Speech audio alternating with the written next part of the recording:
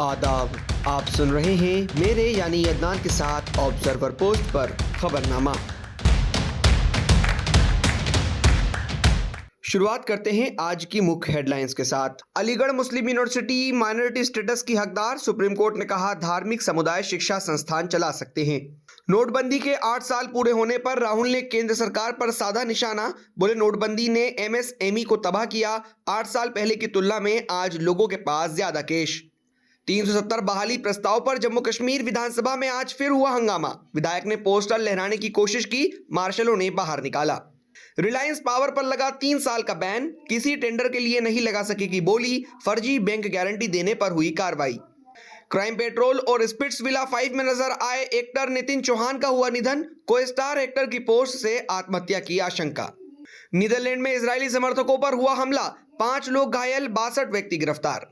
पाकिस्तान ने दूसरे वनडे में 9 विकेट से की जीत दर्ज, ऑस्ट्रेलिया 163 रन पर हुई ऑल आउट, पाक के खिलाफ सबसे छोटा स्कोर। अब खबरें विस्तार से।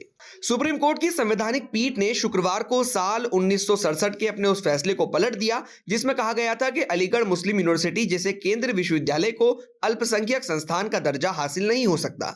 7 जजों की संवैधानिक पीठ के बहुमत के फैसले में एस अजीज पाशा बनाम केंद्र सरकार मामले में दिए गए फैसले को पलट दिया गया है। हालांकि अलीगढ़ मुस्लिम यूनिवर्सिटी को अल्पसंख्यक संस्थान का दर्जा प्राप्त होगा या नहीं, इसका फैसला शीर्ष अदालत की एक रेगुलर बेंच करेगी। मुख्य न्यायाधीश DY चंद्रचूड़ के नेतृत्व में 7 जजों की संवैधानिक पीठ ने इस मामले की सुनवाई की थी। इस पीठ में मुख्य न्यायाधीश के अलावा न्यायमूर्ति संजीव खन्ना, सूर्यकांत, JB पारदीवाला, दीपांकर दत्ता, मनोज मिश्रा और SC शर्मा शामिल थे। 8 नवंबर 2016 को पीएम मोदी ने देश में नोटबंदी लागू की थी। आज इस घटना को 8 साल पूरे हो चुके हैं। नोटबंदी की 8वीं वर्षगांठ पर लोकसभा में नेता विपक्ष राहुल गांधी ने केंद्र सरकार पर निशाना साधा। उन्होंने सोशल मीडिया एक्स पर पोस्ट में कहा कि नोटबंदी ने MSME और अनौपचारिक क्षेत्र को तबाह करके एक अधिकार को बढ़ावा दिया है। भारत में आज 8 साल पहले की तुलना में अधिक कैश का यूज हो रहा है। राहुल ने कहा कि अक्षम और गलत इरादे वाले नीतियां जो व्यवसायों के लिए भय का माहौल बनाती है, ये भारत की आर्थिक क्षमता को खत्म कर देगी। प्रधानमंत्री नरेंद्र मोदी ने 8 नवंबर 2016 को देश के नाम संदेश में आधी रात से 500 और 1000 रुपए के पुराने नोट बंद करने का ऐलान किया था। यानी प्रधानमंत्री की घोषणा के 4 घंटे बाद ही ये पुराने नोट चलन से बाहर हो गए थे। जम्मू कश्मीर विधानसभा में शुक्रवार को चौथे दिन भी जमकर हंगामा हुआ।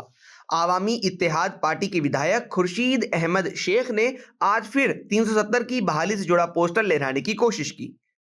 पहले विपक्ष के नेताओं ने उन्हें रोका, विधायकों के बीच धक्का मुक्की होने लगी। इसी बीच एक विधायक टेबल पर चढ़ गया। उधर मार्शल खुर्शीद अहमद को घसीटते हुए बाहर ले गए। इस दौरान खुर्शीद जमीन पर गिर गए, उन्हें फिर बाहर निकाल दिया गया। मार्शलों ने कुछ बीजेपी विधायकों को भी बाहर निकाला, जिसके बाद सभी भाजपा नेता सभा से वॉकआउट कर गए। खुर्शीद अहमद बारामूला से सांसद इंजीनियर रशीद के भाई हैं। रशीद को 2016 में जम्मू कश्मीर में आतंकी फंडिंग के आरोपों में UAPA के तहत अरेस्ट किया गया था। 2019 से वो तिहाड़ जेल में बंद हैं। उन्हें विधानसभा चुनाव में कैंपेनिंग के लिए जमानत पर रिहा किया गया था। Solar energy corporation of India यानी SECI ने अनिल अंबानी की रिलायंस पावर और उसकी सब्सिडरी कंपनियों को आने वाले किसी भी टेंडर के लिए बोली लगाने से 3 साल के लिए बैन कर दिया है। अनिल अंबानी की कंपनियों ने टेंडर के लिए फर्जी बैंक गारंटी जमा कराई थी, जिसकी वजह से new and renewable energy ministry की कंपनी SECI ने यह कार्रवाई की है।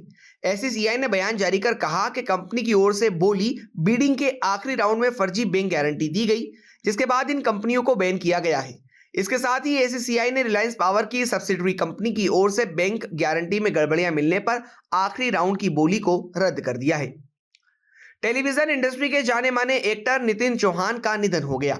35 साल के एक्टर की मौत की वजह की कोई आधिकारिक जानकारी सामने नहीं आई है। हालांकि उनकी को स्टार की पोस्ट से आत्महत्या के कयास लगाए जा रहे हैं। आपको बता दें कि नितिन चौहान अलीगढ़ के रहने वाले थे और बीते कई सालों से मुंबई में रह रहे थे। नितिन का निधन गुरुवार 7 नवंबर को हुआ था। उनके परिजनों को सूचित किया गया, जिसके बाद वो मुंबई पहुंचे और उनका शव अलीगढ़ ले गए।